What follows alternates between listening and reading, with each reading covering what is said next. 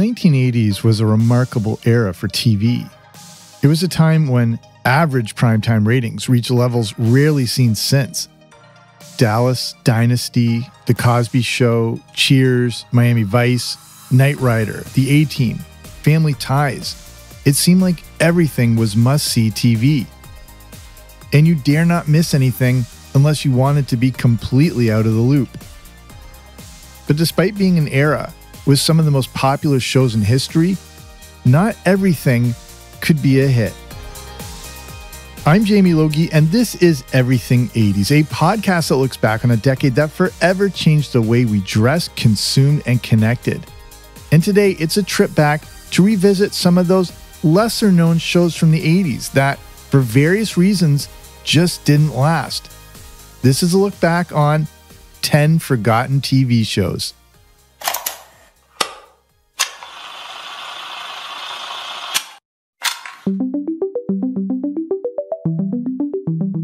It's hard to tell what will connect with audiences, especially during the 1980s when network TV dominated our entertainment. With only a few networks, competition was fierce. Limited time slots, especially during prime time, made it even harder for a new show to make an impact and attract viewers. There wasn't any DVR or on-demand viewing, so viewers could check you out when it was convenient for them. TV was often a one-shot deal. The VCR made recording shows while you were out possible, but you could only record one show at a time. If you already had a favorite show you didn't want to miss, it got recording priority over a new show. And during the early 80s, when not many people even owned a VCR, that was even more difficult. According to a November 1984 New York Times article, in 1984, just 1 in 7 homes owned a VCR. This, however, represented a huge 81% increase in VCR sales from the previous year. But this was a long way off the 66% of homes that owned one by the end of the decade. Then compare this to the year 2005. According to the Washington Post, in 2005, 90% of homes owned a VCR.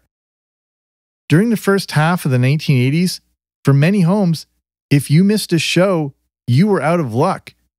The only hope was to catch it in a rerun.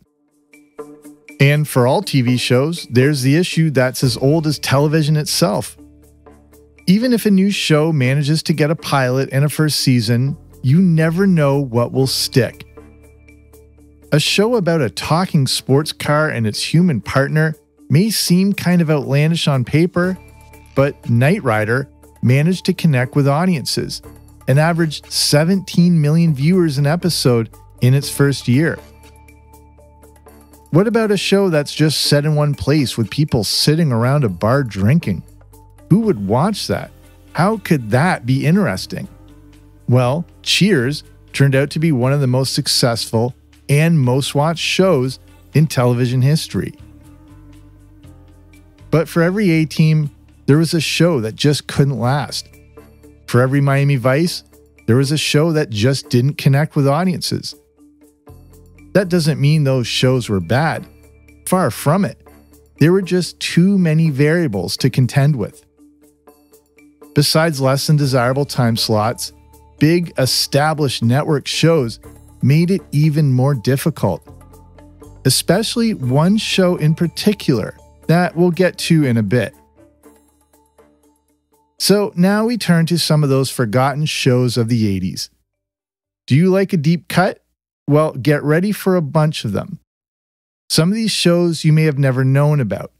Some you may remember, and some you may have watched but completely forgotten about. These are in no particular order, but I wanted to start with a few bonus entries. The first is called Jennifer Slept Here. I just saw the most beautiful ghost in the world, and she slept here. I just saw the most outrageous kind of a girl, and she lived. Think of this show like Poltergeist in sitcom form. Debuting on NBC in 1983, Jennifer Slept Here is about a former famous movie actress who accidentally gets killed by an ice cream truck. Years later, a family moves into her former home. Jennifer haunts the house, and only the family's son, Joey, can see her. The show starred Anne Gillian as Jennifer. Gillian was in shows like Leave It to Beaver, The Twilight Zone, and The Love Boat. Joey was played by John P. Navin Jr., who also appeared in big 80s shows like Silver Spoons, The Facts of Life, Cheers, and played Cousin Dale in National Lampoon's Vacation. Jennifer Slept Here aired on Friday nights and had the unfortunate task of going up against big-time shows like Webster and the Dukes of Hazzard. In the end, Jennifer Slept Here only lasted for one season of 13 episodes. For our next bonus entry, we go all the way back to the very start of the decade and the show 10 Speed and Brown Shoe.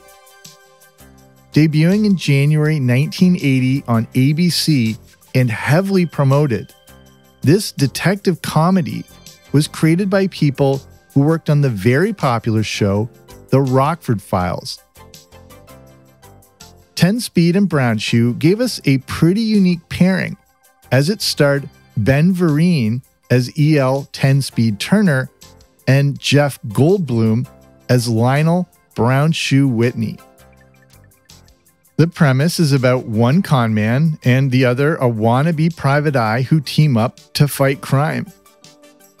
The series featured some high-end creative talent, and Ben Vereen was well known for appearances on the stage, big screen, and television. 10 Speed and Brown Shoe had the unfortunate task of airing on Sunday nights, which meant going up against then powerhouse CBS in their shows like Archie Bunker's Place and One Day at a Time. On NBC, there was The Wonderful World of Disney and Chips. 10 Speed and Brown Shoe was canceled after one season, but according to IMDb, it was nominated for an Emmy for Outstanding Writing in a Drama Series, along with an Edgar Allan Poe Award, and won a Writers Guild of America Award for the two-part pilot. And as it pertains to this podcast, the music for 10 Speed and Brown Shoe was composed by Mike Post, who was the producer of a unique project that I have a previous episode about, the science fiction rock band from Disney called Helix. Let's officially start our list by going back to that glorious year called 1985. The 80s was an era that gave us unique cars that seemed like characters in their own right. Besides Kit from Knight Rider, there was the A-Team van, Magnum PI's Ferrari, Ecto-1 from Ghostbusters, the Batmobile, and the DeLorean from Back to the Future. But there wasn't anything representing motorcycles. Enter the show Street Hawk.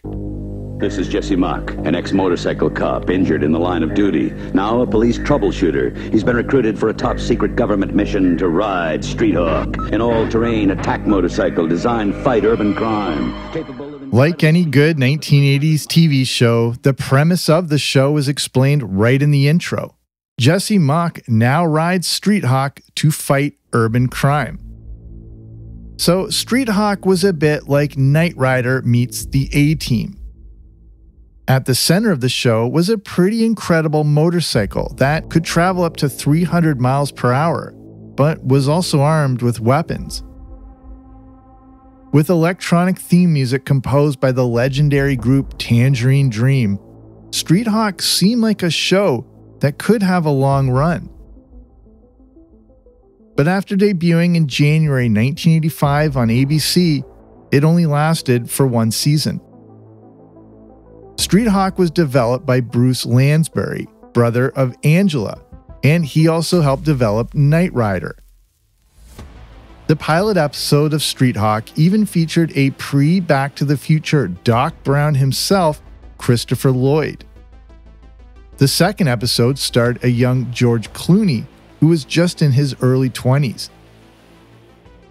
But Street Hawk had an absolute nightmare of a time slot. The show aired on NBC Friday nights at 9 p.m. If you were of a certain age in 1985, you know that the Friday night 9 p.m. time slot was one of the most powerful in the decade. If you know your network time slot history, you know where this is going.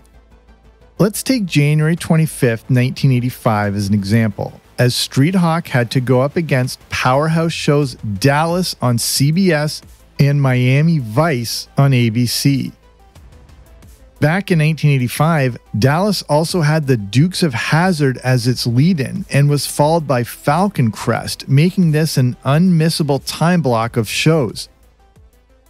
Street Hawk did have Webster as its lead-in, which definitely didn't hurt.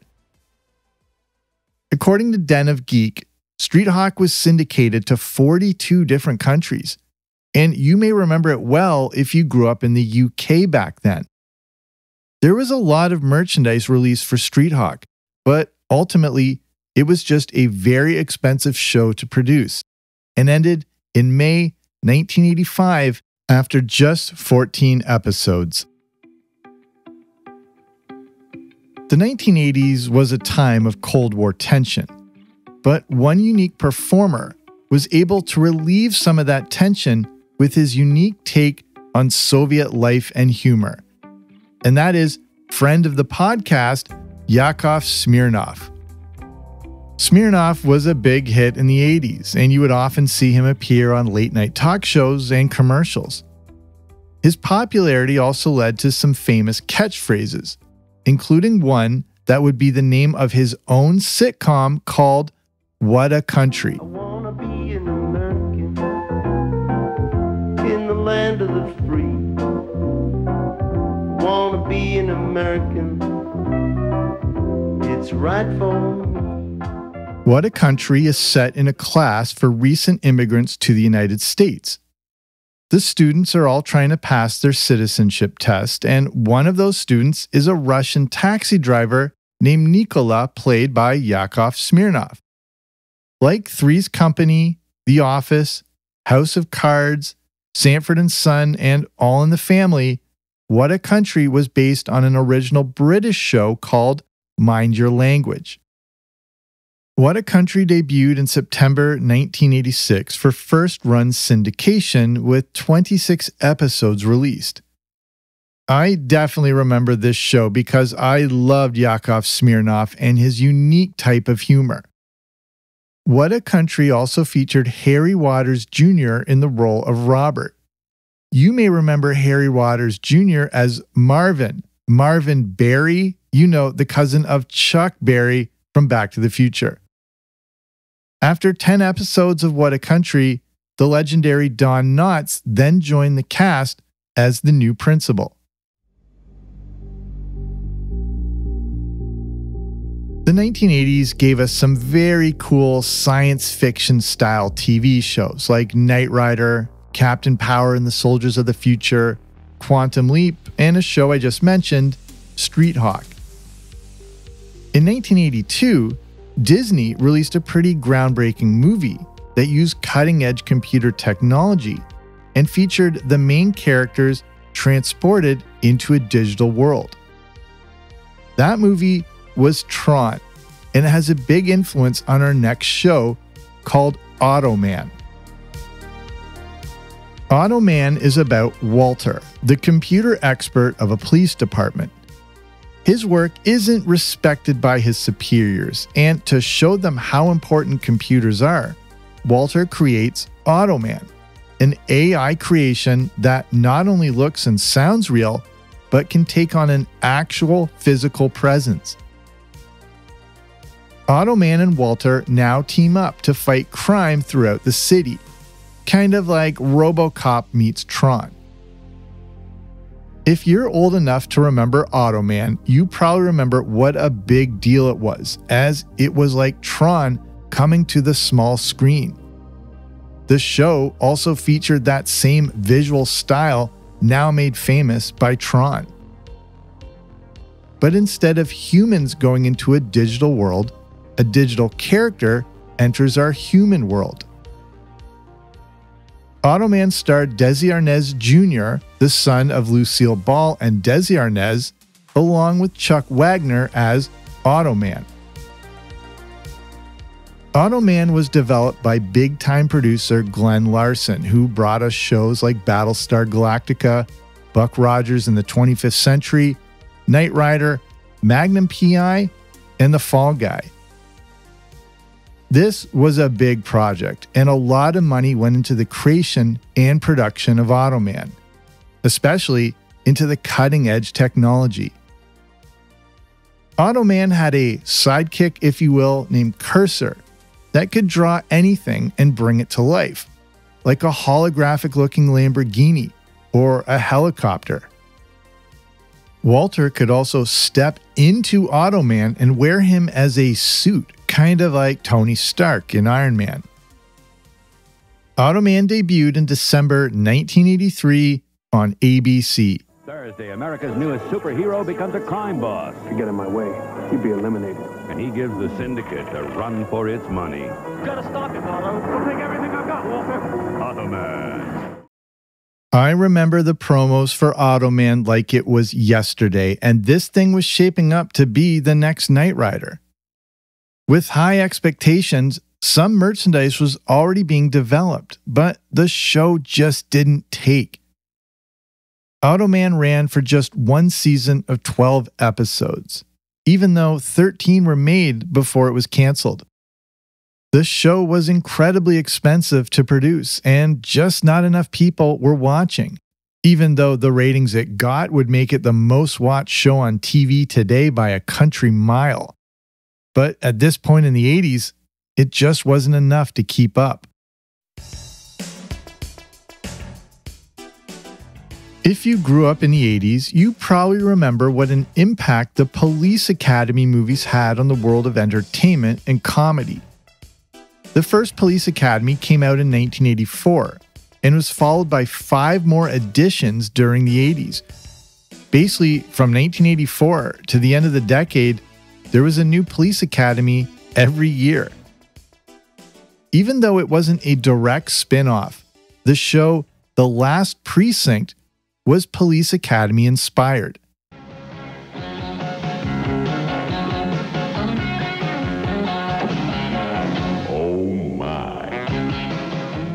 The show, starring the true Batman himself, Adam West, is about a police captain and his misfit group of Police Academy rejects. The Last Precinct seemed to have a good foundation to it. It not only starred Adam West, but also Ernie Hudson, who played Winston in Ghostbusters. And the show seemed like a cross between Police Academy and Police Squad. The Last Precinct was also created by Stephen Cannell, the creator of such things as The Rockford Files, The A-Team, and 21 Jump Street. Early reviews seemed promising. The Ottawa Citizen called The Last Precinct, a sitcom that was also unique for being an hour long, one of the most interesting new projects coming down the pipeline. The Last Precinct even got a cushy debut time slot premiering in January 1986, right after Super Bowl 20. But the show only lasted a few months and just 7 episodes. And coming up next is a sitcom from 1984 with not only a unique premise, but starring a unique new actor. At the time, not many people knew of him, but he would go on to become one of the most famous performers in history. Everything 80s will return after these messages.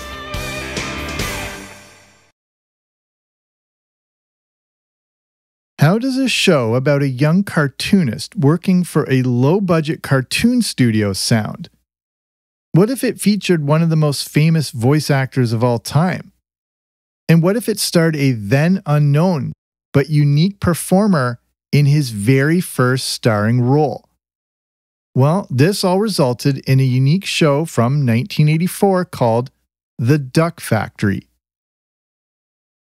The Duck Factory is about Skip Tarkington, a cartoonist who goes to work for the lower budget Buddy Winkler Animation Production Company. Their main show is called The Dippy Duck Show, and The Duck Factory is a show about what life at a cartoon studio is like.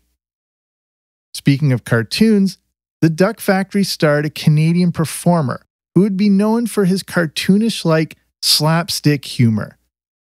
The Duck Factory was the very first starring role for Jim Carrey. The character of Wally, a voice actor who also performs the voice of Dippy Duck, was performed by Don Messick. Messick is a legendary voice talent and was the voice of Bam Bam Rubble, Astro on the Jetsons, Boo Boo Bear, Papa Smurf and Azrael on the Smurfs, and possibly his most famous role, Scooby-Doo. The Duck Factory was already unique, and even more so because Don Messick rarely appeared in real-life roles. The Duck Factory debuted in April 1984 on NBC. The critics and the fans agree. The Duck Factory's a hit. A comic gem, and just what the doctor ordered. We did it! It's stylishly different and brimming with likable characters. Well, they're terrific. Jim Carrey is a major find. Congratulations. To the whole gang at the Duck Factory, Thursdays. Besides Don Messick, another notable voice actor from the 1980s appeared on The Duck Factory. In episode 10 called The Duck Stops Here, Frank Megatron Welker guest stars as a rival voice actor. And this created an interesting dynamic, as not only did Don Messick provide the voice of Scooby-Doo, but Frank Welker was the voice of Fred Jones on Scooby-Doo. The Duck Factory also starred Teresa Ganzel, and if you grew up watching The Tonight Show with Johnny Carson, you may remember her as the matinee lady in the Tea Time movie sketches. Despite a unique premise, a ton of talent on board, and also winning 2 Emmys for design, The Duck Factory only lasted for 13 episodes, finishing in July 1984. The next forgotten show is one I remember all too well, because the brief portions of what I saw actually freaked me out. It comes from 1983 and is called Manimal.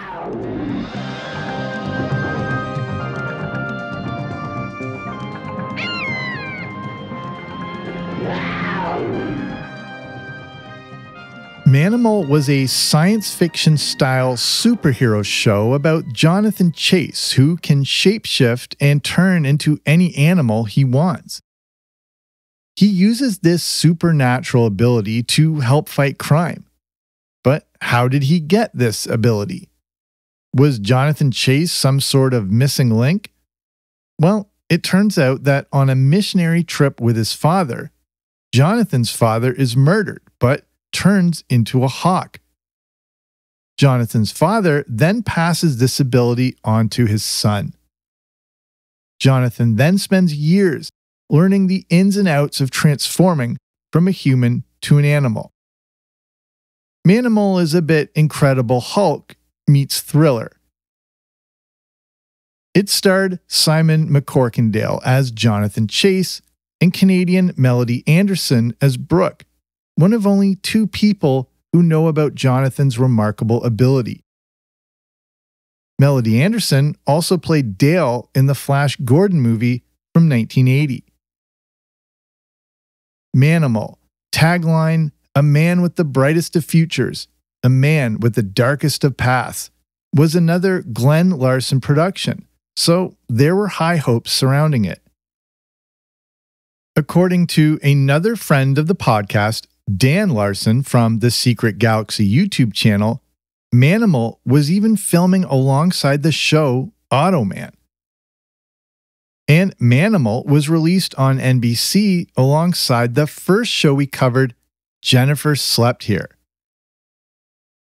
The debut was in September 1983 with a full 90-minute pilot episode. But there was one big problem. Manimal aired Friday nights at 8:30.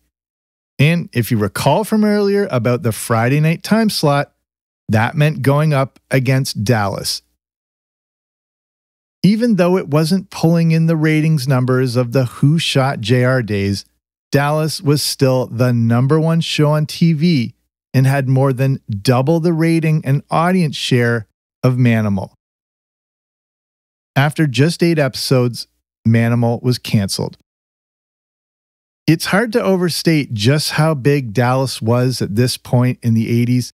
For many households with just one TV and the VCR not entirely commonplace yet, missing Dallas was just not an option. Manimal did have some great special effects, though, created by the legendary Stan Winston, but it just wasn't able to break through. Next, we have another Glenn Larson creation that starred Sam Jones, who played Flash Gordon. It's an action-adventure series that takes place in the near future called The Highwayman. They are known simply as highwaymen. The Highwayman had a bit of a Mad Max feel to it, as each Highwayman has their own unique truck.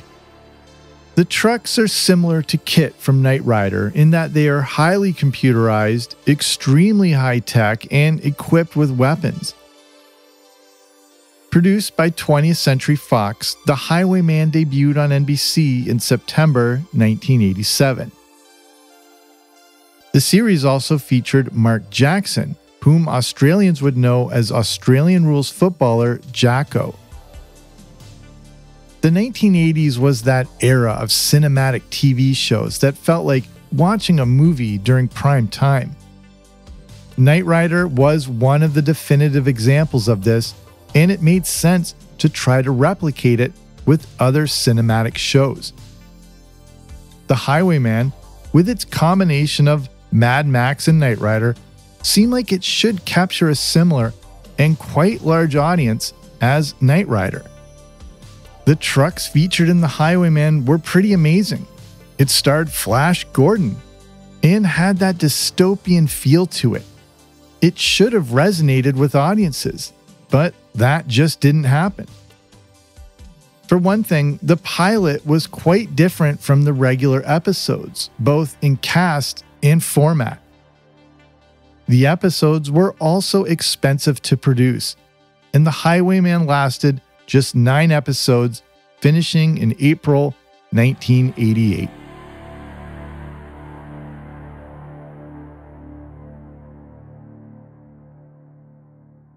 We all know the legendary story of King Arthur and the Knights of the Round Table. One of the most famous characters from the legend of King Arthur is the mythical and magical Merlin. So, what about a sitcom that's based on him? That's what we got in 1981 with the show Mr. Merlin.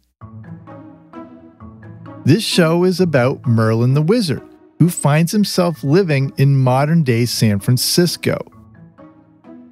But how does this mythical character from medieval times navigate this strange, modern world? Well, he assumes the role of Max Merlin, a mechanic.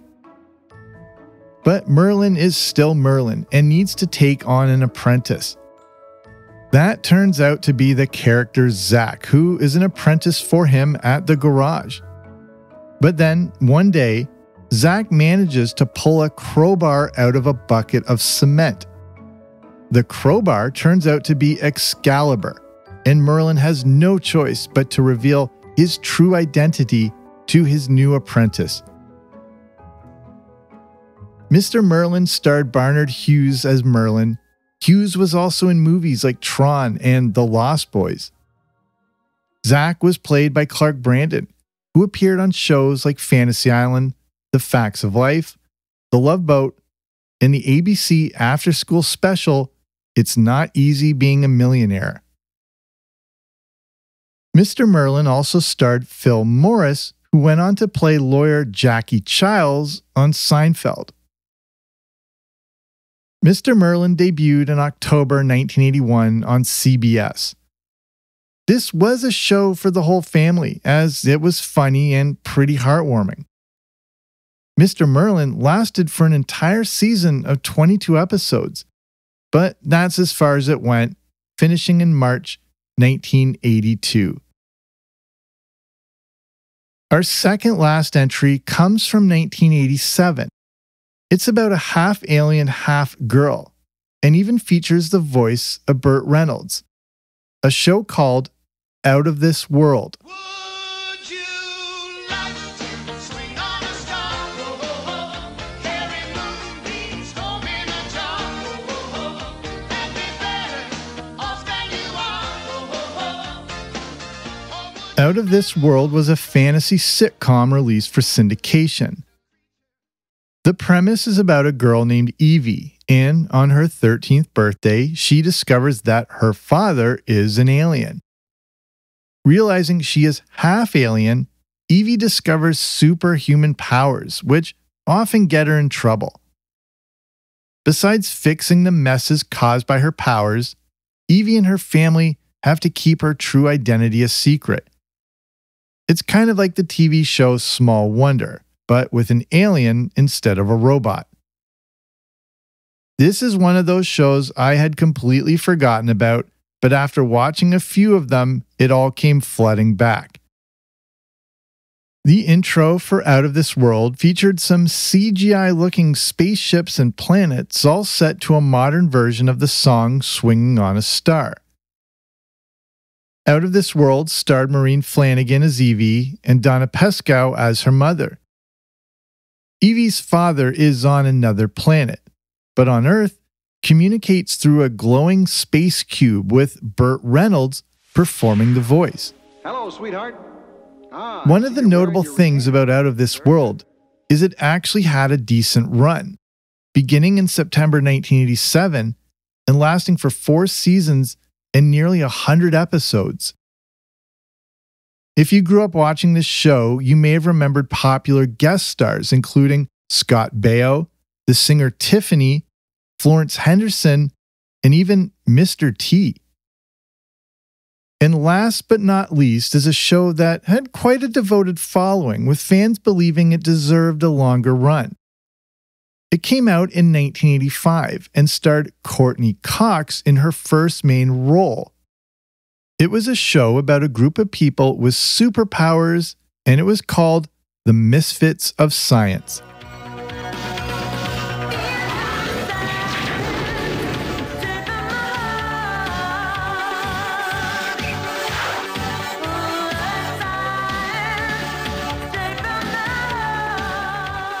The Misfits of Science sounds like the X-Men, as not only does the group have superhuman abilities, but they are formed by a leader named Dr. Billy Hayes, who runs a center for people who have unusual abilities that they cannot control.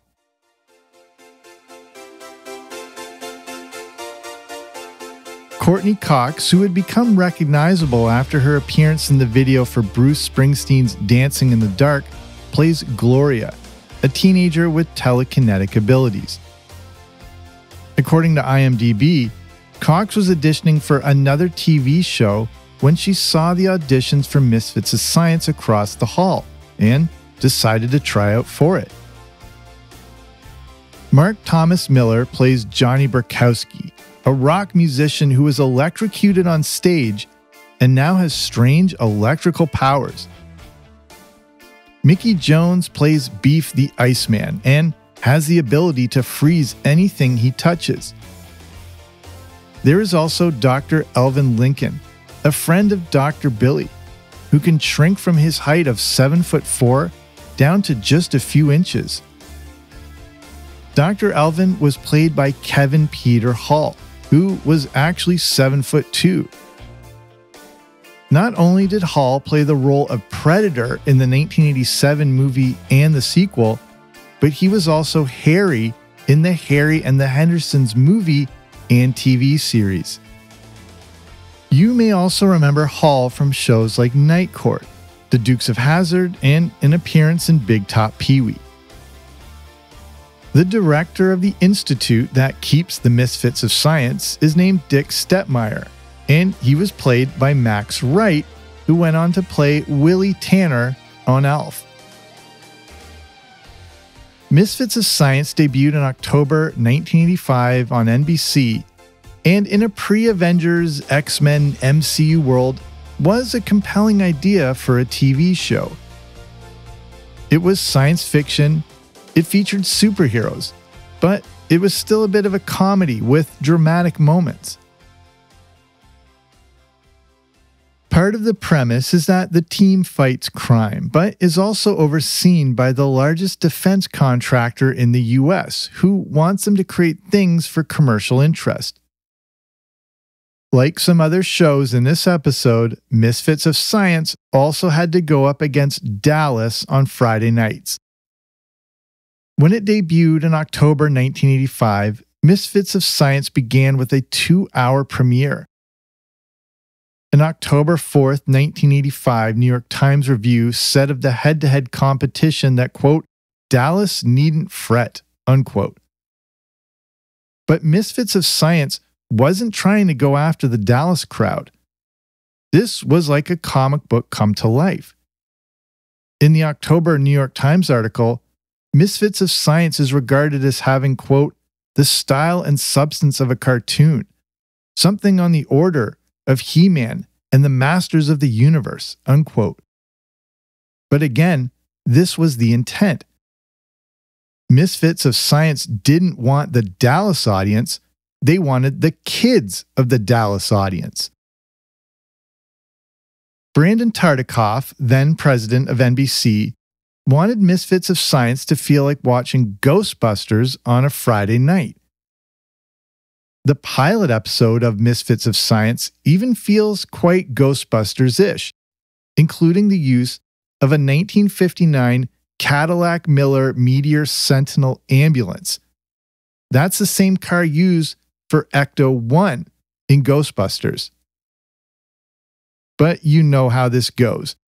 Misfits of Science didn't last, finishing in February 1986. 16 episodes were made, but just 15 aired. One of the big takeaways from this episode is that you can probably see how powerful the show Dallas really was. Not only did it dominate ratings and the public consciousness, but it seemingly laid waste to many of these forgotten shows that had to go up against it. These shows may have stood a much better chance today, as there are an endless amount of channels and streaming platforms available to find an audience. Back in the 80s, this just wasn't an option. Limited time slots, massive competition, and if your household was like mine growing up, just one TV made it too difficult for these shows to make an impact. But these forgotten TV shows of the 1980s are an interesting look back on a unique and creative time when networks were more willing to take a chance on something unique. For many of these shows, the 1980s really was the only time period they could exist. Today, they live on in the memories of fans who embrace them for what they were. Some of these may have even been your favorite show ever. So that's our show. Thank you so much for listening.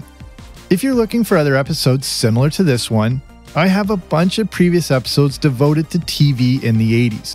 Here are just a few of my previous episodes mentioned throughout this one. I have shows about Knight Rider, The A-Team, Yakov Smirnoff, the 10 best sitcoms of the 80s, Alf, and Miami Vice. But that's just a small sampling, as there are plenty of previous shows for you to dive back into to rediscover the 80s. And if you haven't already, be sure to subscribe to the Everything 80s podcast wherever you listen to podcasts so you don't miss out on new episodes. If you're in a position to help support the show, you can consider becoming a member of patreon.com. That's the platform to get access to bonus audio content like the Everything 80s movie review podcast, where I review the good, the bad, and the ugly of 1980s movies. So if you want to check that out or learn more, just head on over to patreon.com/80s. That's reon.com/80s. So that's it for me. Thank you again so much for listening. I'm Jamie. This has been Everything 80s, but I'll be back soon with a new episode. Don't you dare miss it.